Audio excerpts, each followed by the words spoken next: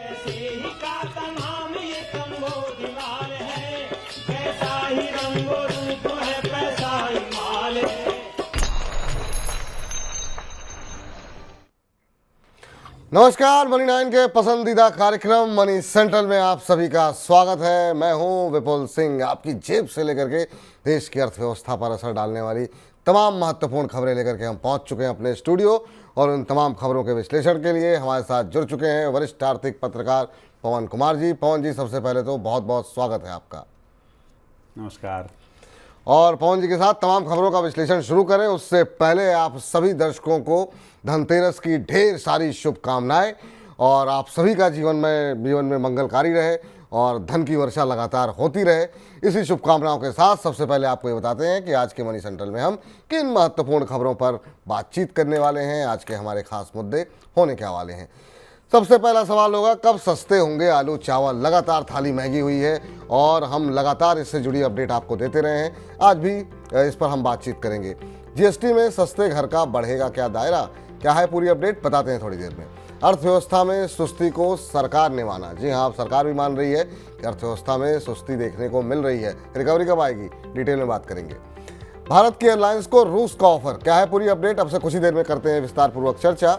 क्या construction workers को pension देगी सरकार, महत्वपूर्ण खबर है और इस पर भी आज हम विस्तार पूर्वक बातचीत करेंगे। सस्ते इंपोर्ट की वजह से बढ़ी है स्टील की इन्वेंट्री। स्टील को लेकर के लगातार जो है अपडेट्स, खासतौर से चाइना में जो कुछ हुआ उसके बाद से हम देख रहे हैं कि काफ़ी सारी अपडेट्स आ रही हैं मेटल को लेकर के, और उससे हम आपको अवगत भी करा रहे हैं। इस पर भी डिटेल में बातचीत होगी, लेकिन शुरुआत करेंगे आलू चावल की महंगी कीमतों के साथ। आलू और चावल की कीमतें दिसंबर तक ऊपरी स्तर पर बने रहने की संभावना है। सबसे बड़े आलू उत्पादक राज्य उत्तर प्रदेश में इस साल आलू की खेती में हुई देरी की वजह से नई फसल के आने में अभी देरी हो सकती है, जिस वजह से मंडियों में दिसंबर आने तक आलू का भाव ऊपरी स्तर पर रह सकता है। इसके अलावा चावल निर्यात पर लगी सभी पाबंदियां हटने के बाद इसकी कीमतों में तेजी आई है, और पश्चिम बंगाल तथा ओडिशा के चावल उत्पादक क्षेत्रों में चक्रवाती तूफान की वजह से रबी धान की फसल खराब होने की आशंका है। इस वजह से भी चावल के महंगा रहने के आसार हैं। अभी प्याज, टमाटर, लहसुन की कीमत से पवन जी राहत मिली नहीं थी कि अब अपडेट आ रही है आलू और चावल भी महंगा होने जा रहा है। ये हम लोगों की थाली रसोई जो है कब तक सस्ती होने की उम्मीद है? इसको विपुल हम लोग टॉप इन्फ्लेशन बोलते हैं। टॉप इन्फ्लेशन मतलब टमाटो, अनियन और पोटैटो। पर आज उसमें से केवल पोटैटो है जिस पे हम लोग बात करेंगे, राइस पे बात करेंगे।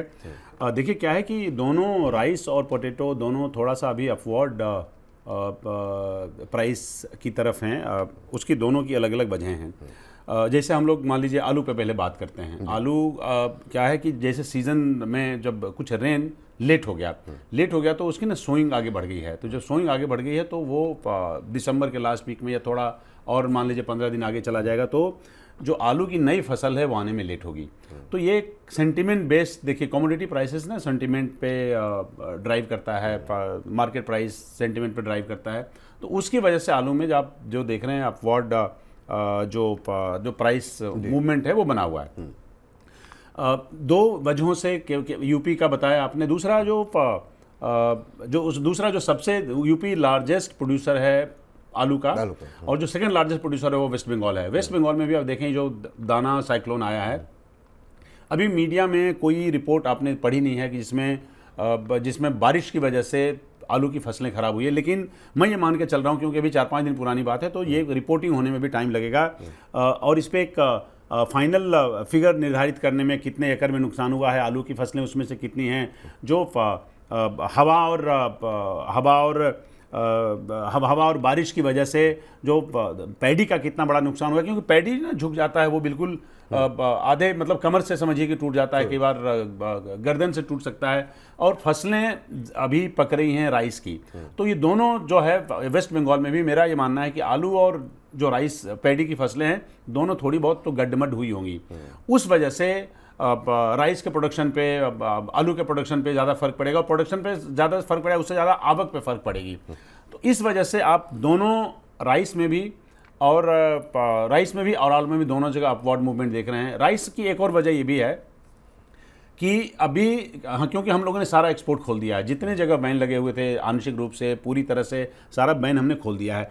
तो उस वजह से 12% के आसपास राइस की कीमतों में आप तेज़ी देख रहे हैं। लेकिन हमें ये लगता है कि जैसे अभी यहाँ से 2 महीने आगे की बात कर रहे हैं, तो जिसको मान लीजिए इस देश में कल मंथली रिपोर्ट फाइनेंस मिनिस्ट्री ने लाया तो उसमें भी लिखा हुआ कि थोड़ा सा कूल डाउन हो सकता है। जब नई आवक आ जाएगी, जब नई खेप आ जाएगी राइस की मार्केट में, तो शायद थोड़ा सा प्राइस कूल डाउन होने में मदद मिले, राइस में भी और आलू में भी। तो मतलब ये मान के चलें कि अभी 2 महीने तक ये थाली महंगी रहेगी लोगों की।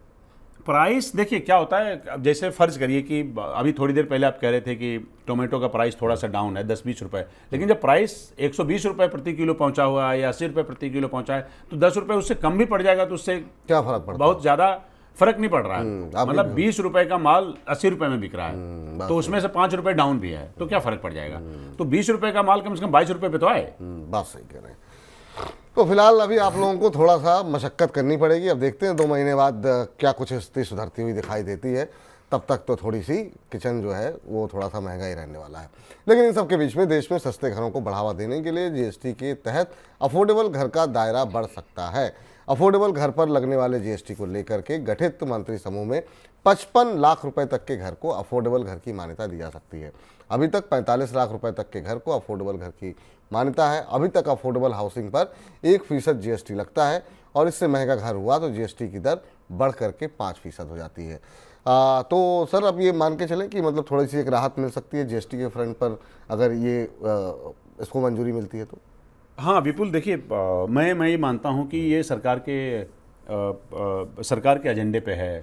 आप देखेंगे ये वाली सरकार इसको काफ़ी पुश करना चाहती है। आप देखिए जो एफोर्डेबल हाउस है ना, उसकी एक परिभाषा है। जैसे अर्बन एरियाज़ में अगर आप घर बनाते हैं तो अर्बन एरियाज़ में आपको उसका एरिया होना चाहिए 60 स्क्वायर मीटर और वो 45 लाख के बाद 45 लाख तक जीएसटी जो है वो उसकी एक लिमिट है। ठीक उसी प्रकार से जैसे आप रूरल एरियाज़ में जाएंगे तो वहाँ पे है उसका एरिया है 90 स्क्वायर फीट, लेकिन जो उसके जीएसटी लगने की जो सीमा है वो 45 लाख ही है। तो चाहे अर्बन हो या चाहे रूरल हो, वो सीमा 45 लाख। उसको बढ़ाकर ये सरकार चाहती है कि ज़्यादा से ज़्यादा लोगों को एफोर्डेबल हाउसेस के दायरे में लाया जाए, उसके बेनिफिशरीज बढ़ाए जाएँ। तो ये जो ग्रुप ऑफ मिनिस्टर्स है जिसने ये तय किया है कि इसको बढ़ाया जाए, इसके रिकमेंडेशन को जीएसटी काउंसिल जो है उसको एक्सेप्ट करेगी और उसको 45 लाख से बढ़ाकर 55 लाख किए जाने की योजना है। लेकिन मैं आपको सिर्फ ये कह रहा हूँ कि ये अभी बीच में होने की संभावना मुझे कम दिखती है। इस पे बाकायदा अभी मंथन होगा, जैसे भी प्री बजट मीटिंगें शुरू होंगी उसमें भी इस पे चर्चा होगी। उस प्री बजट मीटिंग में कोई इस पे फाइनल डिसीजन नहीं होगा, न किसी चीज़ पे होता है, पर ये उसकी बातचीत का एक हिस्सा रहेगा जो मेरे को समझ में जितनी बातें आती हैं उसके बाद। लेकिन इसको होने में भी 4-5 महीने हैं। हो सकता है कि मान लीजिए अगर प्रावधान ही बदलने हो तो बजट का इंतजार किया जाए। ठीक सर, लेकिन आप लंबे समय से एविएशन, रियल एस्टेट, ये तमाम सेक्टर्स जो है वो कवर करते रहे। अभी की जो अर्थव्यवस्था की स्थिति है उसमें 55 लाख रुपए जो एक मध्यम वर्ग है उसके लिए क्या वो अफोर्डेबल है क्या? देखिए ये सवाल आपका जायज़ है और ये सवाल के जायज़ होने के ही वजह से आप देख रहे हैं कि वो 45 से 55 आ रहा है। बात सही है। लेकिन यह है कि अब जो एफोर्डेबल हाउसेस का अगर आप देखेंगे तो मोर और लेस देखिए क्या है कि सरकार के एक मीडियन प्राइस के आधार पे चलती है और उनके पास अपने मेथड हैं। आपका सवाल जायज़ है, लेकिन इस पे मुझे लगता है कि सरकार का रवैया थोड़ा और बदलने की ज़रूरत है। अब वो कब बदलेगा ये कहना बड़ा मुश्किल है। ठीक, सही कह रहे हैं सर। इस बीच वित्त वर्ष 2024-25 की पहली छमाही यानी कि साल अप्रैल से लेकर के सितंबर के दौरान अर्थव्यवस्था की ग्रोथ से जुड़े कुछ संकेतों में शहरी मांग में सुस्ती के सबूत मिले हैं। खुद वित्त मंत्रालय की रिपोर्ट में इस बात को कबूला गया है। सितंबर महीने के लिए जारी वित्त मंत्रालय की मासिक रिपोर्ट के मुताबिक सितंबर तिमाही के दौरान शहरी इलाकों में एफएमसीजी प्रोडक्ट्स की वॉल्यूम आधारित बिक्री की ग्रोथ सिर्फ 2.8% रही। अप्रैल सितंबर के दौरान गाड़ियों की बिक्री 2.3% घटी है। साथ में सितंबर तिमाही के दौरान घरों की बिक्री घटने के साथ नए हाउसिंग प्रोजेक्ट के लॉन्च भी कम हुए हैं। वित्त मंत्रालय की इस रिपोर्ट के बाद आशंका बढ़ गई है कि सितंबर तिमाही के दौरान जीडीपी के ग्रोथ जो है उसमें भी सुस्ती देखने को मिल सकती है। सर, जो हमारे पास लगातार दूसरी तिमाही के नतीजे आ रहे थे उस पर भी हम लोगों ने कुछ दिन पहले चर्चा की कि डिमांड उस तरीके से नहीं आ रही त्योहारी सीजन को देखते हुए। शायद वही बात ये रिपोर्ट भी कह रही है। ये उसमें विपुल अभी पिछले हफ्ते जो कंपनियों की अर्निंग्स आई जिसमें एफएमसीजी के दो बड़े उदाहरण देखने को मिले आपके पास, हिंदुस्तान लीवर के और आईटीसी के, आपके पास नेस्ले के। तो वो सबसे था कि जो डिमांड सबड्यूड हुआ है वो हुआ है अर्बन एरियाज़ में, रूरल एरियाज़ में वो बढ़ा है। कल देखिए 2-3 रिपोर्टों पे आप देखिएगा, जैसे नोमुरा का एक रिपोर्ट है, जैसे फाइनेंस मिनिस्ट्री की जो मंथली इकोनॉमिक रिव्यू है, वो सबको देखिएगा तो कुल मिलाकर आपको उसमें कॉमन फैक्टर मिलेगा, जिसमें रूरल डिमांड अप है, क्योंकि मानसून बेहतर रहा है तो इस वजह से रूरल एरियाज़ में डिमांड बढ़े हैं। अर्बन डिमांड में स्लो डाउन है, वो दिख रहा है, जो कंपनियों के अर्निंग्स पे भी दिखा। लेकिन ये कह रहा है कि रूरल डिमांड में है, एनहांस्ड रूरल एक्टिविटीज़ है, सर्विसेज सेक्टर में इम्प्रूवमेंट है, एक्सटर्नल सेक्टर थोड़े बेहतर करना शुरू किए हैं। तो इस वजह से जैसे कहता है रिपोर्ट में यह है कि जो इंटरनेशनल डायरेक्ट और पोर्टफोलियो इन्वेस्टर्स है उसका आउटलुक बड़ा पॉजिटिव दिखता है।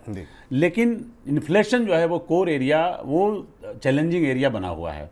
वो अभी से लेकर के आप देखिएगा तो जो आउटलुक है हमारे मंथली इकोनॉमिक रिव्यू में, वहाँ पे आपको एकदम से साफ साफ कुछ कहता हुआ नहीं दिख रहा है, वो बड़ा गोलमोल सा है।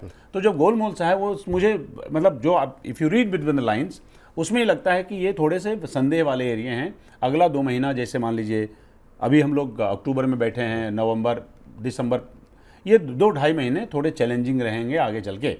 इसमें देखना पड़ेगा कि अगर उसमें एक और बात जो इम्पॉर्टेंट वो ये है कि जो जियो पॉलिटिकल सिचुएशन अगर यहाँ से एस्केलेट करता है तो सिचुएशन ख़राब हो सकता है। साथ ही साथ ये भी बोला गया है। तो कुल मिलाकर जो इशारा है वो मिडल ईस्ट की तरफ है, मिडल ईस्ट की तरफ है, या उसमें से यूक्रेन को भी शामिल कर सकते हैं, उसमें से जो भी आग में अभी जो देश जल रहे हैं उन सबको शामिल कर सकते हैं। तो ये जियो पॉलिटिकल सिचुएशन और जियो इकोनॉमिक्स अगर बिगड़ता है तो इसमें आगे चल के चैलेंजेस और भी ज़्यादा पेश आ सकते हैं। चलिए, तो ये बात तो रही सर, लेकिन इसको लेकर के हम लोगों ने पहले भी जो नतीजों को लेकर के और आपने भी इसका विश्लेषण करते हुए बताया था कि कहीं ना कहीं ये संकेत दिखाई दे रहे हैं कि थोड़ा सा अर्थव्यवस्था में एक स्लो डाउन टाइप का, स्लो डाउन कहें या ना कहें, लेकिन एक धीमापन तो अर्थव्यवस्था में देखने को उसमें विपुल एक काम करते हैं, इसमें हम लोग इंतजार करते हैं अभी कि जो ग्रोथ रेट का डेटा आ जाए और उसके बाद ये परिस्थितियां, हमारा यह है कि जो परिस्थितियां स्लो डाउन है तो वो इसमें एकदम से अभी 2 महीने में सुधरने वाली नहीं है, वो कंटिन्यू रहेगा। फेस्टिव सीजन में भी दुनिया भर के डिमांड आप देख रहे हैं जो या तो स्टेबल है या नीचे हैं। हाँ, इसके अगर ऐसा ही रहेगा तो जो हमारा टारगेट है ग्रोथ रेट का इस साल का, अपने गवर्नमेंट का, अभी आरबीआई का, अभी दूसरे और सोर्सेज का, वो शायद उसमें थोड़ी दिक्कत हो जाए, उसमें थोड़ी दिक्कत हो जाए। ठीक। इस बीच पश्चिमी देशों के आर्थिक प्रतिबंधों का सामना कर रहे रूस ने भारतीय एयरलाइन कंपनियों को ऑफर दिया है कि वे रूस में घरेलू उड़ानों का संचालन शुरू करें। प्रतिबंधों की वजह से रूस की घरेलू उड़ानों को पश्चिम की एविएशन कंपनियों से विमानों की मेंटेनेंस की सुविधा नहीं मिल रही है, जिस वजह से रूस में घरेलू उड़ानों की मांग पूरी नहीं हो पा रही है। रूस ने यह ऑफर सिर्फ भारत को ही नहीं बल्कि चीन और कई दूसरे एशियाई देशों को भी दिया है। हालांकि भारतीय एयरलाइंस कंपनियां रूस के इस ऑफर को मानने से इनकार कर सकती हैं, क्योंकि भारतीय कंपनियां अगर रूस में ऑपरेशन शुरू करती हैं तो उनके ऊपर भी आर्थिक प्रतिबंध लगने का खतरा बढ़ जाएगा। सर, इस खबर के क्या मायने निकाले जाएं कि रशिया की तरफ से जो ऑफर मिला है भारत के लिए बड़ी उहापोह वाली स्थिति होगी। चीन के लिए कोई दिक्कत नहीं है, लेकिन भारत के लिए जब हम एक तरीके से न्यूट्रल अगर हमारा व्यू रहा है तो भारत क्या पार्टिसिपेट करेगा इसमें? ये विपुल, इसमें आपको एक शब्द से मैं अवगत कराता हूँ। एक बोलते हैं उसको कैबोटाज पॉलिसी। सैबोटाज का तो नाम सुना होगा आपने। ये कैबोटाज, ये है कैबोटाज, ये कैबोटाज है। कैबोटाज पॉलिसी ये होती है कि किसी भी देश का शिप और किसी भी देश का हवाई जहाज उस देश के आंतरिक जो ज्योग्राफिकल जो उसकी हदें हैं उसमें उड़ान नहीं भर सकते। जैसे आपको एग्जांपल देके बताता हूँ, अमेरिका की एयरलाइंस यहाँ ऑपरेट नहीं कर सकती बॉम्बे से दिल्ली के सेक्टर पे। ठीक उसी प्रकार से आप जाके ऑस्ट्रेलिया में पर्थ से लेके सिडनी नहीं जा सकते। ऐसा दुनिया में एक ही एग्जाम्पल है, मैं बैकवर्ड प्लानिंग शुरू कर रहा हूँ, ऐसी एग्जाम्पल है जिसमें न्यूजीलैंड के एयरलाइंस ऑस्ट्रेलिया में इंटरनल उड़ानें भरते हैं और ऑस्ट्रेलिया की एयरलाइंस वहाँ जाके उनकी इंटरनल सर्विसेज देती हैं। ऐसा और कहीं उदाहरण नहीं मिलता है। ये ऑफर आया, इसका मतलब ये हुआ कि रूस की सरकार ने कहा है कि साहब आप अपनी एयरलाइंस को हमारे यहाँ लाइए और हमारे यहाँ जो डोमेस्टिक सेक्टर्स हैं उस पर एयरलाइंस ऑपरेट करेंगी। प्रपोजल इसलिए है क्योंकि वहाँ पे उनको हवाई जहाज़ की तादाद कम हो रही हैं, हवाई जहाज़ ज़्यादा ख़राब हो रहे हैं, पार्ट पुर्जे ख़राब हो रहे हैं, ज़्यादा उड़ानें नहीं भरी जा रही हैं, नंबर ऑफ़ एयरक्राफ्ट कम हो गए हैं। ये प्रपोजल इसलिए दिया गया कि आप हमारे यहाँ आइए और आप यहाँ पे उड़ाइए। वजह क्या है? ये प्रपोजल दिया है साहब कि पुतिन की सरकार ने, जिसको ब्रिक्स में, ऐसा समझा जा रहा है रिपोर्टेडली, जिसको ब्रिक्स में इन लोगों ने डिस्कस किया। ये पॉसिबल इसलिए नहीं हो पाएगा, हिंदुस्तानी जो कंपनियां हैं उन्होंने इसको रिफ्यूज़ कर दिया है, वो इसलिए नहीं हो पाएगा क्योंकि जो सैंक्शंस लगा हुआ है उसके दायरे में हम सब आते हैं। तो आप जब जैसे मान लीजिए आप रूस में उड़ाएंगे तो आपको इंश्योरेंस नहीं मिलेगा, आपको जहाँ से लीजिंग आपने अमेरिका से 2 दुनिया की बड़ी एयरलाइंस ऑपरेट करती हैं, एक एयरबस और दूसरा बोइंग। ज़्यादातर आप इन्हीं के एयरक्राफ्ट इस्तेमाल करते हैं। तो आप जब वहाँ से आपने जब लीज पे ले रखा है या मान लीजिए डायरेक्ट वहाँ से आउटराइट ले रखा है, उन दोनों परिस्थितियों में आप नहीं दे सकते, क्योंकि उसके साथ साथ आपको कल को लीजिंग कंपनियां सवाल कर सकती हैं, वापस मंगवा सकती हैं। साथ ही साथ आप जहाँ उड़ाएंगे वहाँ पे इंश्योरेंस काम नहीं करेगा, क्योंकि जहाँ से इंश्योरेंस ले रखा होगा साहब हम तो पॉलिसी नहीं देते, कल को कुछ हो आ गया कौन जिम्मेदार होगा उसके लिए। तो ये समझिए कि ये आउट ऑफ क्वेश्चन है। यहाँ की कंपनियों ने ऑलरेडी बता भी दिया है कि साहब हमारे लिए पॉसिबल नहीं है, क्योंकि टर्म्स एंड कंडीशंस हमको ऐसा करने की इजाज़त नहीं देते हैं। तो फिलहाल के लिए भारत के तो बिल्कुल नो है, चाइना की तरफ से हो सकता है, देखते हैं। कोई विपुल नहीं करेगा, क्योंकि ऐसा मैंने बहुत पढ़ाई की इस पे और मुझे कोई ऐसा पास्ट एग्जाम्पल नहीं मिला, नहीं तो मैं आपको बताता।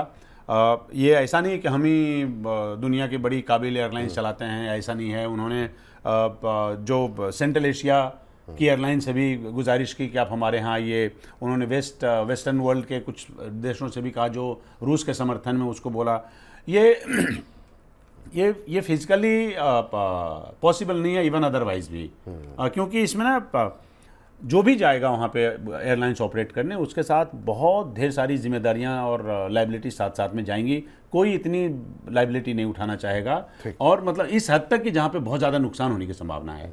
कैबोटाज पॉलिसी बोलते हैं, कैबोटाज पॉलिसी बोलते हैं। ये नई चीज़ आपने आज बताई और नई चीज़ सीखने को मिली। चलिए, इस बीच केंद्र सरकार करीब 85 लाख कंस्ट्रक्शन वर्कर्स को पेंशन के दायरे में लाने की दिशा में काम कर रही है। रिपोर्ट के मुताबिक इसके लिए बिल्डिंग एंड कंस्ट्रक्शन सेस के जरिए जुटाई गई करीब 76,000 करोड़ रुपए की राशि का इस्तेमाल हो सकता है। 60 साल के ऊपर की आयु के कंस्ट्रक्शन वर्कर को पेंशन के दायरे में लाने के लिए सरकार building and other construction workers act में संशोधन कर सकती है। इसके अलावा कंस्ट्रक्शन वर्कर के लिए एक पैन इंडिया कार्ड भी जारी किया जा सकता है, जिसके जरिए उन्हें दी जाने वाली सरकारी सुविधाओं को आसानी से देश के किसी भी हिस्से में पोर्ट किया जा सकेगा। सर, एक मतलब बहुत अच्छी और बड़ी पहल ये कही जा सकती है क्या इसको? एक तो 2 महत्वपूर्ण बातें रहीं, एक तो जो 70 साल से ऊपर सबको हमने देखा कि अब बीमा मिलेगा, और दूसरा कंस्ट्रक्शन वर्कर के लिए अगर पेंशन की व्यवस्था होती है तो एक बड़ा कदम कह सकते हैं इसको।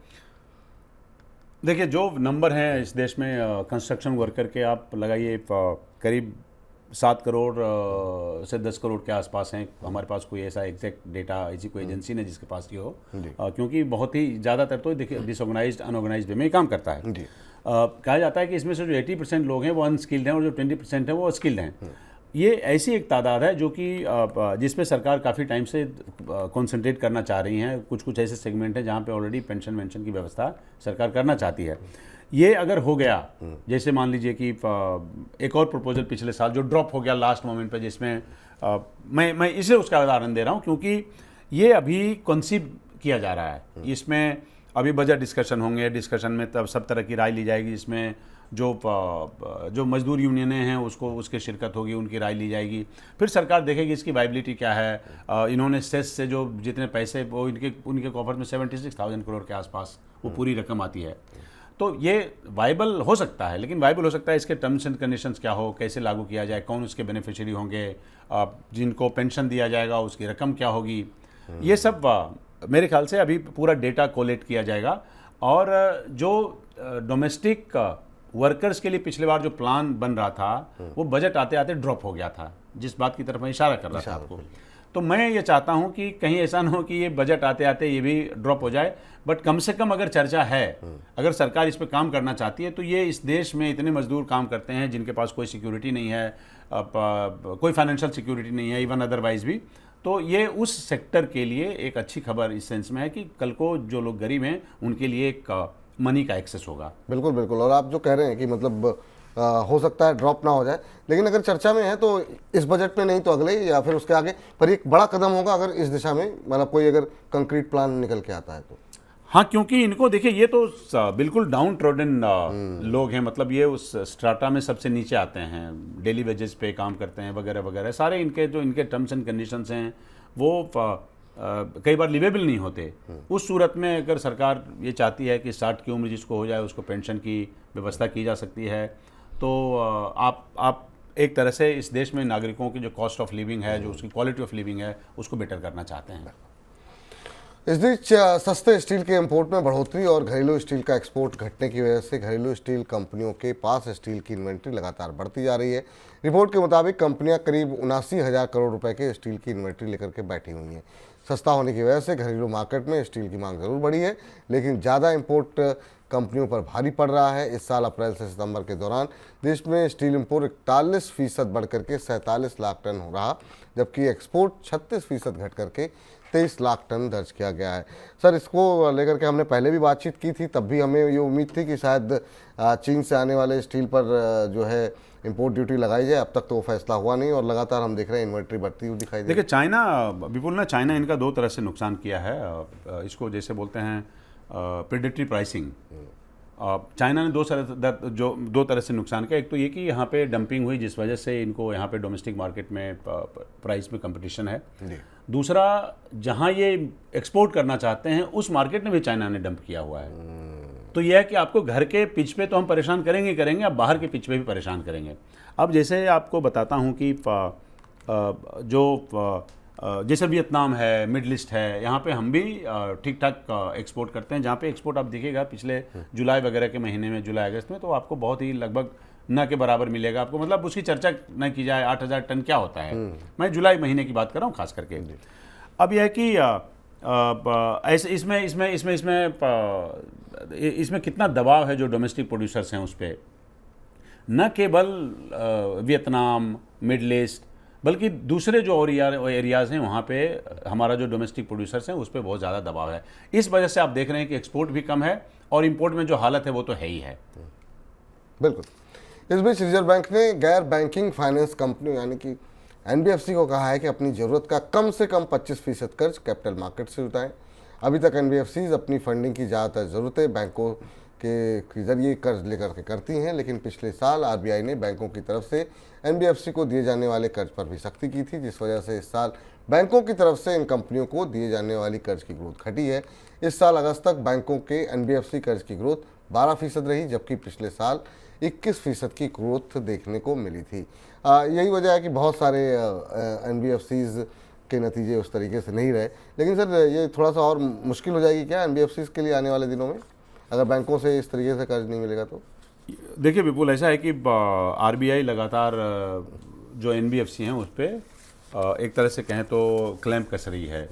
ये उसी का हिस्सा है, या शायद आरबीआई चाहती है कि जो एनबीएफसी का मार्केट है लोन देने का उसको थोड़ा और मैच्योर किया जाए, उसके तरीके मतलब कम से कम एक स्टैंडर्डाइज तरीके हों, जो वो सारा तरीका हो जिस हिसाब से बैंकिंग यहाँ इस देश में ऑपरेट करता है। अभी जैसे देखिए, इनका वो रिस्क वेटेज बढ़ाया, 25% बढ़ा दिया। क्या बोला है आरबीआई ने बोला है कि आप 25% आप मार्केट कैपिटल मार्केट से निकालिए।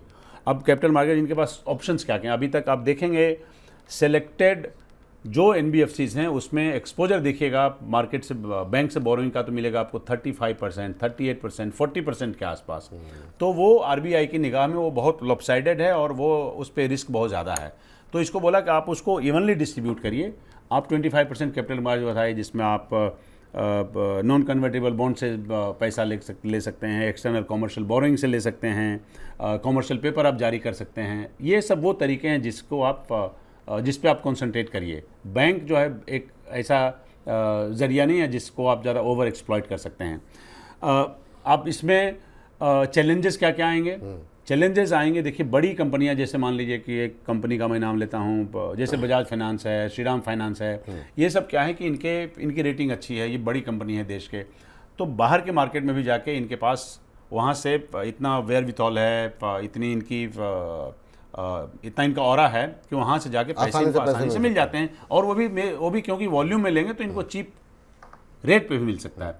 लेकिन वो क्या करेंगे, जो एनबीएफसी मार्केट में ऑपरेट तो कर रहे हैं, छोटे हैं, जिनकी रेटिंग खराब है, खराब रेटिंग नहीं कहेंगे, लेकिन जिनकी रेटिंग अच्छी नहीं है, उतनी अच्छी नहीं है कि अच्छी नहीं आसानी से है, तो वो कैसे करेंगे? तो ये मेरे ख्याल से आरबीआई के का ध्येय तो अच्छा है, आरबीआई का इंटेंशन अच्छा है, लेकिन इसके चैलेंजेस जो हैं वो ये सब आगे आने वाले टाइम में आने वाले हैं। तो जो छोटी एनबीएफसी है उनके लिए चुनौतियां उसके लिए चुनौतियाँ होंगी। उपभोक्ता मंत्रालय ने चीनी मिलों को निर्देश दिया है कि चीनी वर्ष 2024-25 के दौरान कुल चीनी उत्पादन का 20% पैकेजिंग जूट के बोरों में करें। मिलों को इस पैकेजिंग की जानकारी मासिक आधार पर सरकार को भी देनी होगी और जो मिलें सरकार के इस निर्देश का पालन नहीं करेंगी उनके खिलाफ सख्त कार्रवाई की जाएगी। सर, इस खबर को किस तरीके से पढ़ने की कोशिश की जाए और इसके मायने क्या कुछ निकाले जाएं? ये क्या निर्भरता प्लास्टिक पे कम करने के लिए है या किस वजह से है जो कंपल्सन दिया जा गया है 20% का? विपुल, ये सरकार देखिए चाहती है कि आप पूरा सरकार हर साल जूट के बोरे 12,000 करोड़ के जूट के बोरे खरीदती है। आप कभी सोच भी सकते हैं? देखिए उसका आकार प्रकार क्या है। इस देश में बिहार, बंगाल, आंध्रा, नागालैंड, ये सब वो एरियाज़ हैं, असम, ये एरिया जहाँ जूट पैदा होती है। जूट से लाखों लोग जूट की खेती से जुड़े हुए हैं।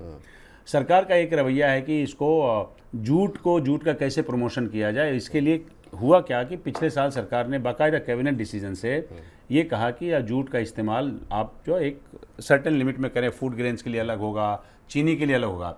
लेकिन चीनी के लिए जब उन्होंने नोटिफिकेशन जारी किया उसको कर्नाटका हाईकोर्ट में चुनौती दे दी गई।